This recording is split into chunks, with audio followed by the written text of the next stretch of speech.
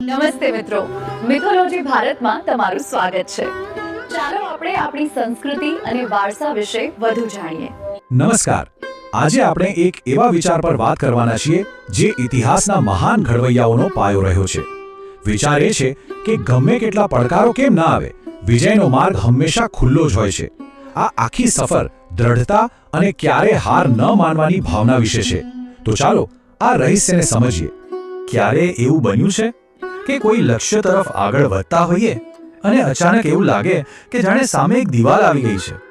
એવું લાગે કે બસ અહીંથી બધા રસ્તા બંધ. આ એક એવી લાગણી છે જે લગભગ દરેક વ્યક્તિએ ક્યારેક ને ક્યારેક તો અનુભવી જ હશે. આજની આપણી ચર્ચા બસ આ જ અવરોધથી શરૂ થાય છે. તો પહેલો વિભાગ છે જીવનની સચ્ચાઈ. જુઓ, કોઈ પણ મહાન સફર શરૂ કરતા પહેલા એક વાસ્તવિકતા સ્વીકારવી ખૂબ જ જરૂરી છે. અને એ સચ્ચાઈ એ છે કે આ રસ્તો ક્યારે સીધો કે સરળ નહીં હોય. જીવનની સફરમાં મુશ્કેલીઓ તો આવવાની જ છે, એ નક્કી છે. ક્યારેક એવું પણ લાગશે કે બધા રસ્તાઓ બંધ થઈ ગયા છે. અને હા, એવા સમયે કદાચ આસપાસના લોકો પણ આપણી ક્ષમતા પર શંકા કરશે. આ એવા સામાન્ય અવરોધો છે જેનો સામનો લગભગ દરેકને કરવો જ પડે છે. હવે આવે છે બીજો વિભાગ, ઇતિહાસ રચવાનો સંકલ્પ. અને ખબર છે, આજ બધા પડકારોની વચ્ચે એક શક્તિશાળી નિર્ણય લેવાની તક મળે છે. એક એવો નિર્ણય જે બધું જ બદલી નાખવાની તાકાત રાખે છે, અને એ છે ઇતિહાસ રચવાનો સંકલ્પ. તો સવાલ એ છે કે આ મહાન સંકલ્પનો પાયો શું છે? સાંભળવામાં એકદમ સરળ, પણ એટલો જ શક્તિશાળી સિદ્ધાંત. ક્યારેય હાર ન માનવી. અને સમજો, આ માત્ર શબ્દો નથી. આ એક એવી માનસિકતા છે, એક એવી પ્રતિબદ્ધતા છે જે ક્યારેય અટકવા નથી દેતી. આ વાક્ય પર ખાસ ધ્યાન આપજો, કારણ કે આમાં જ આખી વાતનો સાર આવી જાય છે. જે વ્યક્તિ હાર માનવાનો સાફ ઇનકાર કરી દે છે, તે જ વ્યક્તિ ઇતિહાસના પાના પર પોતાનું નામ લખાવે છે. દ્રઢતા અને ઇતિહાસ રચવા વચ્ચેનો આ એકદમ સીધો સંબંધ છે. હવે આપણો ત્રીજો વિભાગ છે અસફળતા એક શીખ. પણ અહીં એક મોટો સવાલ ઉભો થાય છે, નહીં? કે જો આપણે હાર જ ન માનીએ તો પછી અસફળતા શું છે? શું એ હાર નથી? બસ અહીં જ આખો દ્રષ્ટિકોણ બદલવાનો છે. ચાલો અસફળતાને એક નવી જ નજરથી જોઈએ. જુઓ, સામાન્ય રીતે શું થાય છે? મોટા ભાગના લોકો અસફળતાને અંત માની લે છે.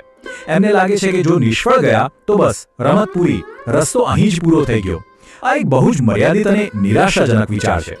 આ સ્લાઇડ આખી વાતને એકદમ સ્પષ્ટ કરી દેશે. ડાબી બાજુ છે એ સામાન્ય ગેરસમજ કે અસફળતા એટલે અંત, પણ જમણી બાજુ છે વાસ્તવિકતા. અસફળતા એટલે એક શીખ. આ નાનકડો માનસિક ફેરફાર જ બધું નક્કી કરે છે. અંત પર અટકી જવાને બદલે એમાંથી શીખીને આગળ વધવાનું છે. તો ચાલો અસફળતાની આ નવી વ્યાખ્યાને આપણા મનમાં બરાબર બેસાડી લઈએ.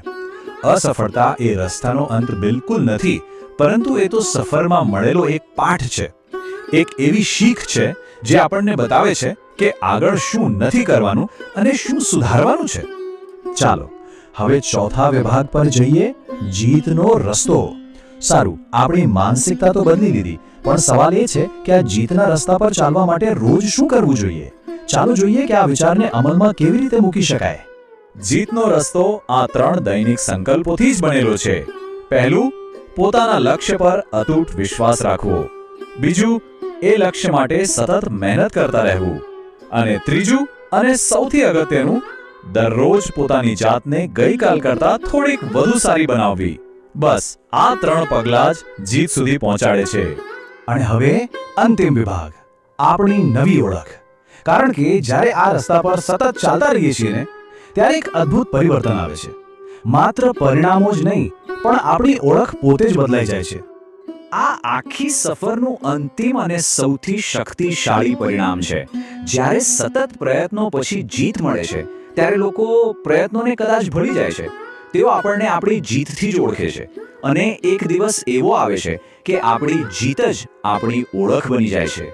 તો હવે આ બધું સમજ્યા પછી સવાલ એ છે કે જો ઇતિહાસ રચવો હોય તો આ દિશામાં આજનું પહેલું પગલું શું હશે? આ પ્રશ્ન પર વિચાર ચોક્કસ કરજો. અને લાઈક આપવાથી માઇથોલોજી ભારત ખ્યાલ આવશે કે આ વિડીયો કેટલા લોકોને ગમ્યો છે. તો વિડીયો ગમ્યો હોય તો સબસ્ક્રાઇબ, શેર, લાઈક આપવાનું ભૂલતા નહીં.